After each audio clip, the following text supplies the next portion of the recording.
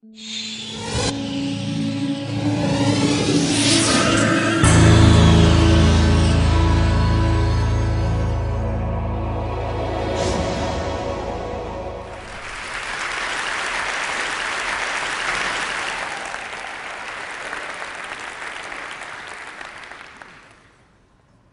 was discovered 1981, the virus 1983. These Gapminder bubbles show you how the spread of the virus was 1983 in the world, or how we estimate that it was. What we are showing here is on this axis here, I'm showing percent infected adults, you know, and on this axis I'm showing dollar per person in income. And the size of these bubbles, the size of the bubbles here, that shows how many are infected in each country. And the color is the continent. Now you can see United States, 1983, had a very low percentage infected, but due to the big population, still a sizable bubble. There were quite many people infected in the United States. And up there you see Uganda. They had almost 5% infected, and quite a big bubble in spite of being a small country then. And they were probably the most infected country in the world. Now, what has happened? Now you have understood the graph, and now in the next 60 seconds, we will play the HIV epidemic in the world. But first, I have a new invention here. I have solidified the beam of the laser pointer.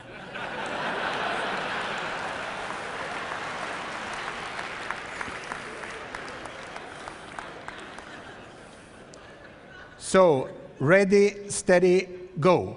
First, we had a fast rise in Uganda and Zimbabwe. They went upwards like this. In Asia, the first country to be heavily infected was Thailand. They reached 1 to 2%. And then Uganda started to turn back, where Zimbabwe skyrocketed. And some years later, South Africa had a terrible rise of HIV frequency. Look, India got many infected, but had a low level, you know. And almost the same happens here.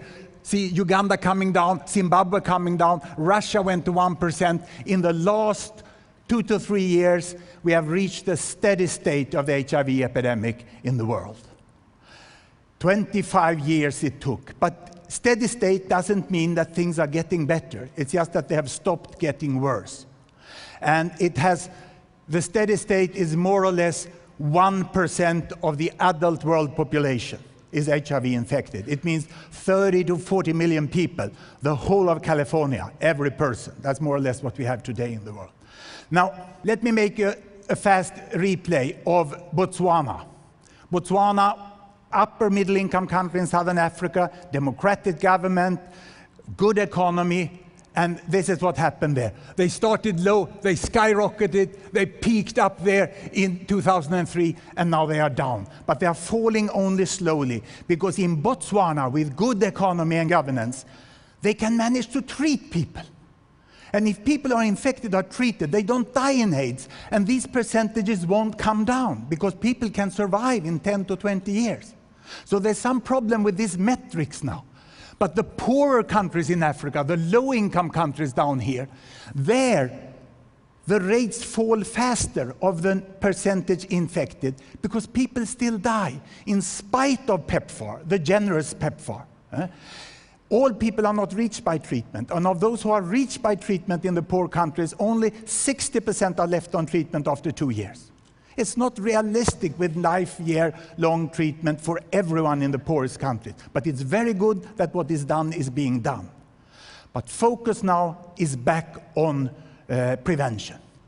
That's only by stopping the transmission that the world will be able to deal with it. Drugs is too costly. Had we had the vaccine, or when we will get the vaccine, that's something more effective. But the drugs are very costly for the poor. Not the drug in itself, but the treatment and the care which is needed around it.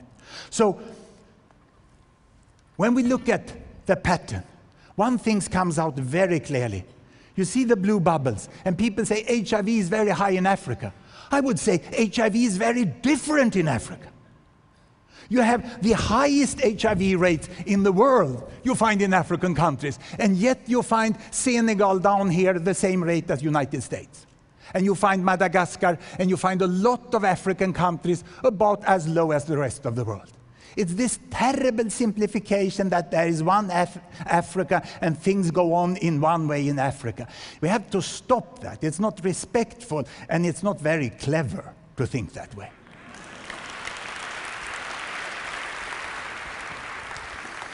I had the fortune to live and work for a time in the United States. I found out that Salt Lake City and San Francisco were different. And so it is in Africa. It's a lot of difference. So why is it so high? Is it war? No, it's not. Look here, war-torn Congo is down there, 2, 3, 4%. And this is peaceful Zambia, neighboring country, 15%. And there's good studies of the refugees coming out of Congo. They have 2, 3% infected, and peaceful Zambia much higher. There's now studies clearly showing that the wars are terrible, that rapes are terrible. This is not the driving force for the high levels in Africa. So is it poverty? Well, if you look at the macro level, it seems more money, more HIV. But that's very simplistic. So let's go down and look at Tanzania. I will split Tanzania in 5 income groups, from the highest income to the lowest income. And here we go. The ones with the highest income, the better off, I wouldn't say rich, they have higher HIV. The difference goes from 11% down to 4%. And it's even bigger among women. There's a lot of things that we thought that now good research done by African institutions and researchers together with the international show that that's not the case. So this is the difference within Tanzania. And I can't avoid showing Kenya. Look here, Kenya. I will split Kenya in its provinces. Here it goes. See the difference within one African country. It goes from very low level to very high level, and most of the provinces in Kenya is quite modest. So what is it then? Why do we see this extremely high in some countries? Well, it is more common than with multiple partners. There is less condom use, and there is age-disparate sex. That is, older men tend to have sex with younger women. We see higher rates in younger women than younger men in many of these highly affected countries. But where are they situated? I will swap the bubbles to a map. Look. The highly infected are 4% of world population, and they hold 50% of the HIV infected. HIV exists all over the world. Look, you have bubbles all over the world here. Brazil has many HIV infected.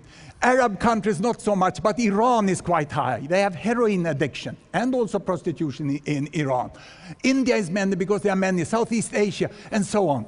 But there is one part of Africa, and the difficult thing is at the same time not to make a uniform statement about Africa, not to come to simple ideas of why it is like this on one hand. On the other hand, try to say that this is not the case. Because there is a scientific consensus about this pattern now, and UNAIDS have done good data available, finally, about the spread of HIV. It could be concurrency. It could be some virus types.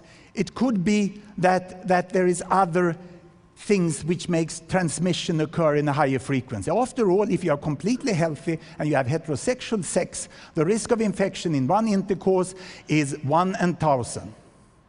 Don't jump to conclusion now on how to behave tonight and so on. But if you are in an unfavorable situation, more sexually transmitted diseases, it can be 1 in 100. But what we think is that it could be concurrency. And what is concurrency? In Sweden, we have no concurrency. We have serial monogamy. Vodka New Year's Eve, new partner for the spring. Vodka Midsummer Eve, new partner for the fall. Vodka, and it goes on like this, you know. And you collect a big number of eggs. And we have a terrible chlamydia epidemic.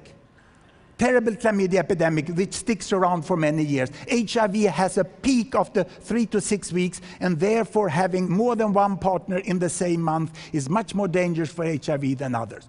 Probably it's a combination of this. And what makes me so happy is that we are moving now towards fact when we look at this. You can get this chart free. We have uploaded UNAIDS data on Gapminder's site, and we hope that when we act on global problems in the future, we will not only have the heart, we will not only have the money, but we will also use the brain. Thank you very much.